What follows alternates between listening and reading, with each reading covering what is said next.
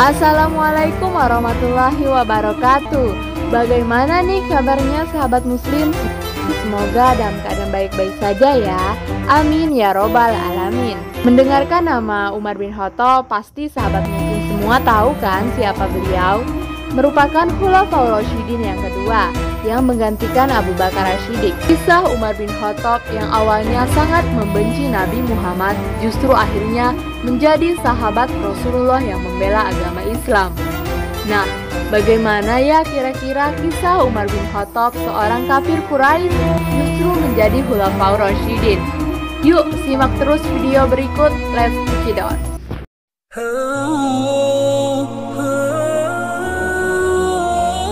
Umar bin Khattab lahir di Mekah pada tahun 584 Masehi, memiliki nama lengkap Umar bin Khattab bin Adi bin Abdul Uzza.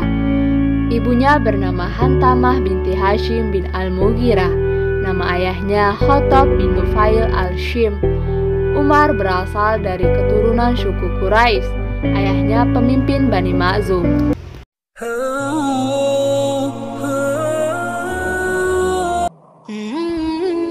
Umar bin Khattab dibesarkan dalam lingkungan Bani Adi yang merupakan salah satu kaum dari suku Quraisy.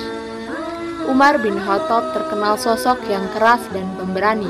Sebelum masuk Islam, Umar sangat menentang Nabi Muhammad.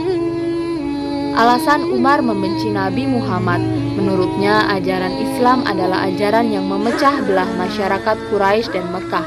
Suatu ketika Umar membawa pedang pergi ke Darul Akram, ingin membunuh Nabi Muhammad. Dalam perjalanan, Umar bertemu dengan Nuaim bin Abdullah. Nuaim bertanya, "Ya Umar, mau kemana engkau?" Umar menjawab, "Mau membunuh itu si murtad itu, yang memecah belah kita, yang menghina berhala-berhala kita. Siapa lagi kalau bukan Muhammad? Apa kamu tidak malu? Kamu mau pergi membunuh Muhammad, sementara adikmu sendiri, Fatimah, dia sudah termasuk salah seorang pengikut Muhammad." Umar segera pergi ke rumah adiknya. Sesampai di sana, ia mendapati adik, ipar, dan beberapa orang muslim sedang mempelajari Al-Quran. Dengan emosi yang meluap-luap, Umar marah dan memukul adik ipar hingga terjatuh dan mengenai adiknya bernama Fatimah. Umar mengambil sebuah lembaran yang bertuliskan ayat-ayat Al-Quran, kemudian membacanya perlahan, yaitu permulaan surat Toha. Setelah membaca ayat itu, perasaan menjadi tenang, timbul keinginan kuat untuk segera menemui Rasul. Ia pun segera meninggalkan rumah adiknya menuju rumah Al-Arkam, di mana Nabi SAW sedang menyampaikan dakwah secara sembunyi-sembunyi. Mengetahui yang datang adalah Umar, sahabat-sahabat sedang bersama Nabi menjadi gentar dan ketakutan, kecuali Hamzah bin Abdul Muthalib, paman Nabi yang dikenal seseorang yang gagah berani. Nabi menyuruh membuka pintu dan mempersilahkan Umar masuk. Melihat sikap Nabi yang sangat lemah lembut dan bijaksana, Umar pun lalu mengucapkan 2 kalimat syahadat sebagai tanda ia telah masuk Islam. Keislaman Umar membuka jalan bagi tokoh-tokoh Arab lainnya, sehingga dalam waktu singkat, pengikut Islam bertambah begitu pesat.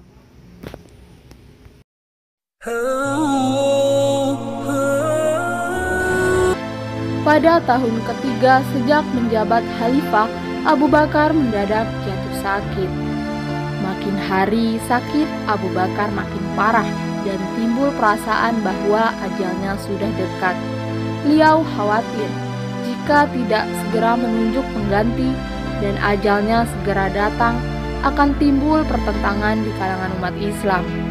Abu Bakar telah menunjuk Umar bin Khattab agar menjadi penggantinya sepeninggal dia nanti. Dia juga dikenal dengan panggilan Abu Hafs dan dijuluki oleh Muhammad julukan Al-Faruq, yakni orang yang memisahkan kebenaran dan kepalsuan. Pada masa pemerintahannya berlangsung selama 10 tahun, Umar bin Khattab banyak melakukan ekspansi hingga wilayah Islam loh sobat muslim, yaitu Jazirah Arab, sebagian wilayah kerajaan Romawi, Syria, Palestina, Mesir, serta wilayah kerajaan Persia termasuk Irak. Atas keberhasilannya tersebut, orang barat menjuluki Umar bin Khattab sebagai Saint Paul of Islam.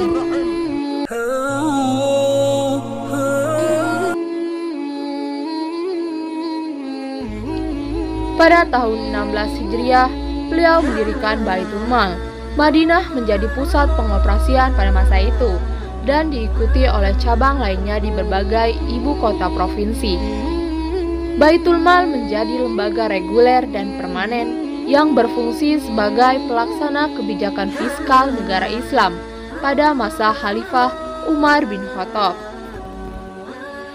Pendistribusian harta Baitul Mal, beliau mendirikan beberapa departemen, yaitu Departemen Pelayanan Militer, Kehakiman dan Eksekusi, Pendidikan dan Pengembangan Islam, serta Jaminan Sosial. Khalifah Umar membagi beberapa bagian. Pertama, zakat yang mana pendistribusiannya untuk 8 asnaf. Kedua, khums atau sedekah diberikan kepada fakir miskin, baik muslim maupun non-muslim. Ketiga, haraj, fai, usr, dan sewa tanah dialokasikan untuk dana pensiun dan kebutuhan militer. Keempat, pendapatan lainnya yang dialokasikan untuk membayar pekerja, memelihara anak telantar, sebagainya. Uang yang diterbitkan berupa dirham dengan ukiran Alhamdulillah.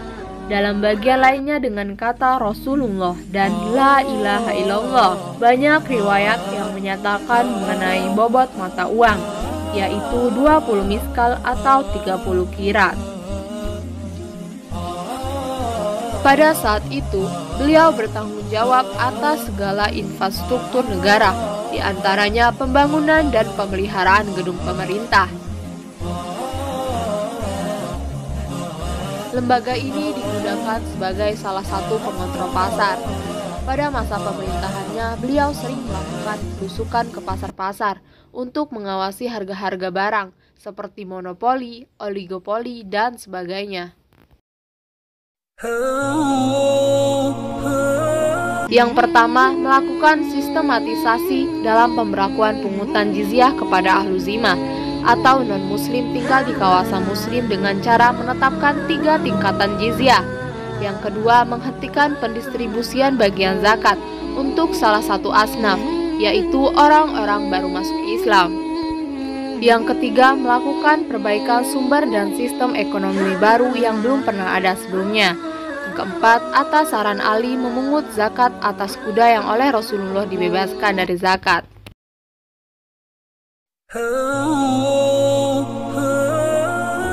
Umar bin Khattab wafat di Madinah pada tanggal 3 November 644 Masehi, tepatnya umur 60-61. Umar bin Khattab dibunuh saat memimpin sholat subuh oleh Abu Lukluk atau Fairuz, yaitu seorang budak yang fanatik. Fairuz adalah orang Persia yang baru masuk Islam. Setelah Persia ditaklukkan Umar, pembunuh ini konon dilatar belakangi dendam pribadi Abu Lukluk terhadap Umar. Sifat Umar bin Khattab wajib kita teladani loh sahabat muslim. Yang pertama adalah pemberani. Umar bin Khattab adalah sosok pemberani membela agama Islam. Yang kedua adalah sederhana. Walaupun menjadi pemimpin, Umar bin Khattab selalu sederhana dalam menjalani kehidupannya. Yang ketiga adalah adil. Dalam masa pemerintahannya, Umar bin Khattab selalu adil dalam seluruh masyarakat tanpa membeda-bedakannya. Dan yang keempat adalah bijaksana. Umar bin Khattab selalu bijaksana dalam mengatasi semua persoalan. Nah, sahabat muslim, begitulah kisah mengenai Umar bin Khattab yang awalnya benci menjadi pemeluk Islam. Bagaimana menurut kalian? Perjalanan yang sungguh luar biasa bukan?